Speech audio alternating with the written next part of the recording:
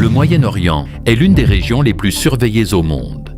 Et pourtant, c'est aussi l'une des moins comprises. Chaque jour, cette région revient dans l'actualité mondiale. Conflits, tensions, rivalités, pétrole, alliances.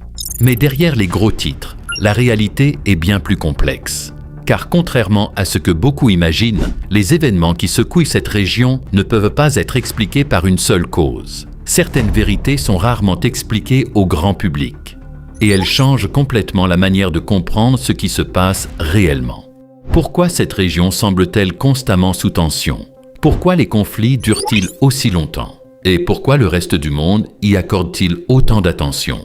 Dans cette vidéo, nous allons voir 5 vérités essentielles qui permettent de mieux comprendre le Moyen-Orient, loin des explications simplistes. Pour comprendre cette région, il faut d'abord dépasser une idée très répandue. Beaucoup de personnes pensent que tout tourne uniquement autour du pétrole. Et il est vrai que le pétrole joue un rôle énorme dans l'économie mondiale.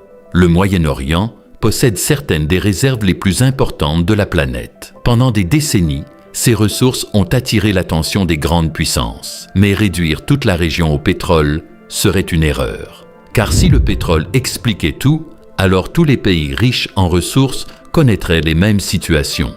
Or, ce n'est pas le cas. Certains pays sont relativement stables, tandis que d'autres connaissent des tensions importantes. Cela montre qu'il existe d'autres facteurs beaucoup plus profonds. L'histoire, par exemple, joue un rôle majeur. Certaines rivalités remontent à plusieurs décennies, parfois davantage.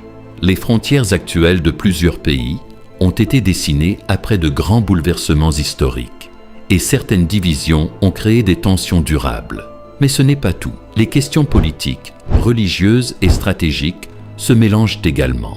Chaque pays cherche à défendre ses intérêts, son influence et sa sécurité. Et dans une région aussi stratégique, chaque décision peut avoir des conséquences importantes. C'est justement ce mélange de facteurs qui rend la situation si difficile à comprendre. Et cette complexité devient encore plus visible lorsqu'on regarde les alliances entre les pays. Beaucoup de personnes imaginent les relations internationales comme quelque chose de simple, des alliés d'un côté, des ennemis de l'autre. Mais dans la réalité, les choses changent constamment. Au Moyen-Orient, les alliances évoluent souvent selon les intérêts du moment. Un pays peut coopérer avec un autre sur certains sujets, tout en étant opposé sur d'autres. Parfois, des pays considérés comme rivaux trouvent des terrains d'entente temporaires.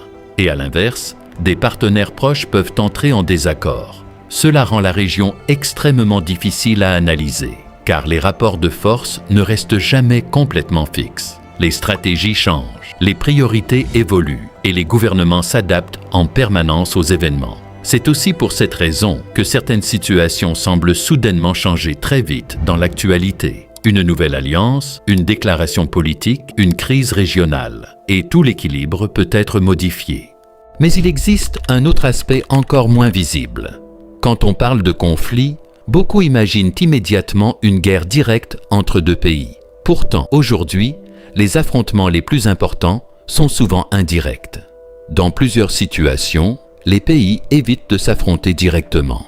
À la place, ils soutiennent différents groupes, différents camps, ou différentes influences. Cela permet d'agir sans entrer officiellement en guerre ouverte. Et cette stratégie change complètement la manière dont les conflits se développent, car au lieu d'une confrontation rapide et claire, on obtient des tensions longues, complexes et difficiles à résoudre. Ces conflits indirects rendent également la situation beaucoup plus confuse pour le public.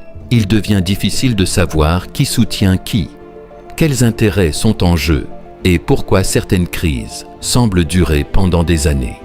Mais cette complexité ne vient pas uniquement des pays de la région. Le Moyen-Orient attire aussi l'attention des grandes puissances mondiales. Et ce n'est pas un hasard. Cette région occupe une position stratégique extrêmement importante. Elle se situe entre plusieurs continents, au cœur de routes commerciales majeures. Une grande partie du commerce mondial et de l'énergie mondiale passe à proximité de cette zone. Cela explique pourquoi des puissances étrangères cherchent depuis longtemps à y maintenir leur influence. Certaines veulent protéger leurs intérêts économiques, d'autres cherchent à préserver un équilibre stratégique, et d'autres encore veulent renforcer leur présence internationale. Résultat, Le Moyen-Orient devient un espace où de nombreuses influences se croisent. Et lorsque plusieurs puissances défendent des intérêts différents dans la même région, la situation devient encore plus sensible. Chaque décision diplomatique peut avoir des conséquences importantes. Chaque crise locale peut rapidement devenir un sujet international. C'est aussi pour cela que certaines tensions inquiètent autant le reste du monde, parce que les conséquences dépassent souvent les frontières de la région elle-même. Et c'est justement cette accumulation de facteurs qui mène à la dernière vérité. Les tensions du Moyen-Orient ne sont pas isolées. Elles sont profondément liées entre elles. Un événement dans un pays peut provoquer des réactions ailleurs. Une crise politique peut avoir des conséquences économiques régionales. Une décision militaire peut modifier plusieurs équilibres en même temps. Tout est connecté. Et plus les situations deviennent liées, plus il devient difficile de trouver des solutions simples. C'est notamment pour cette raison que certains conflits semblent durer sans fin.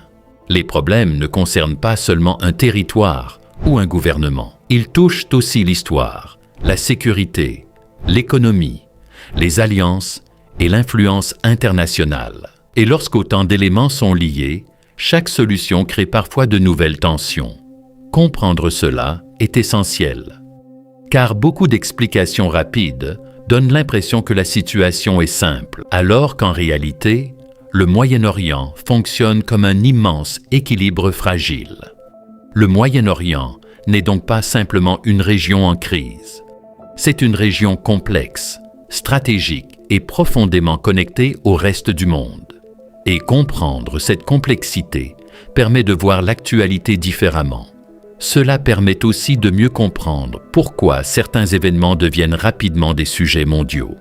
Derrière chaque tension, il existe souvent des décennies d'histoire, de stratégie et d'intérêt.